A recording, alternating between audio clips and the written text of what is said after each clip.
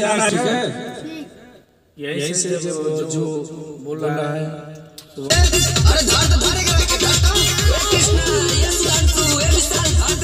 1 2 3 4 के बाद आ जाना है, ठीक है?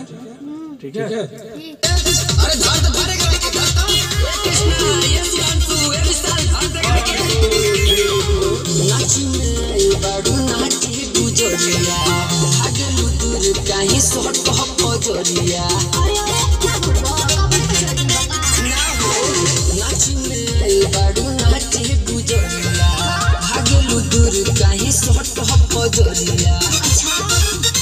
अरे जाए बाबू जा हमके छुआ ऐसे ना, अरे जाए बाबू जा हमके छुआ ऐसे ना, नचले के बहाने सुघरावता रहो, सुघरावता रहो, पूरा देहिया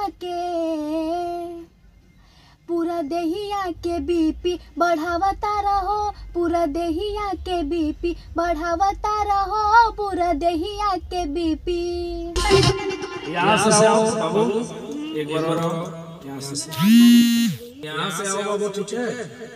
ठीक, यहाँ से आओ 1 2 3 4 के बाद क्रॉस के बाद आओ, शुभम भी क्रॉस के बाद, ठीक है? आओ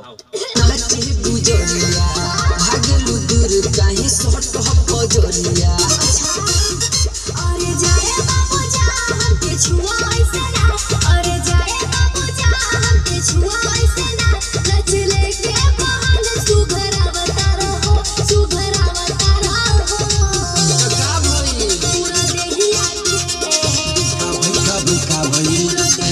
के बीपी बढ़ावता रहो, पूरा देहिया के बीपी बढ़ावता रहो, पूरा देहिया के बीपी।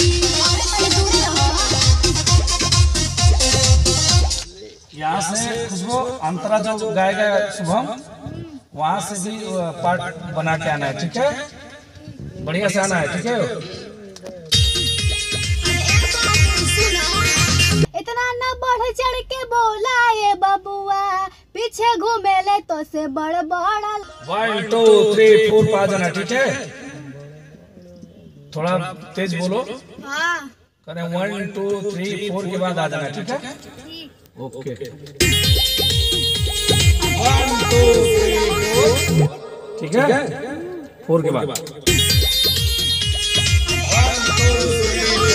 इतना ना बढ़ चढ़ के बोला ये बबुआ, पीछे घूमेले तो से बड़ बड़ा लफुआ।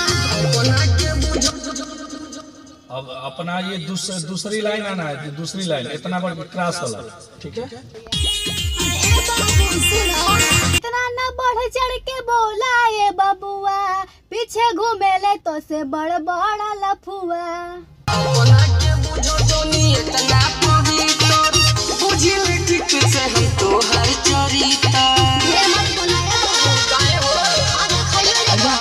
इतना ना बढ़ चढ़ के बोला ये बबुआ, पीछे घूमेले तो से बड़ बड़ा लफुआ।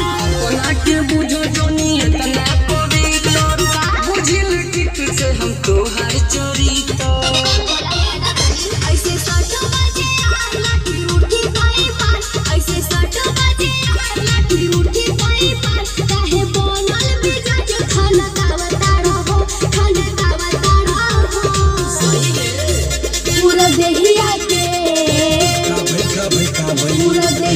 के बीपी बढ़ावता रहो, पूरा देहिया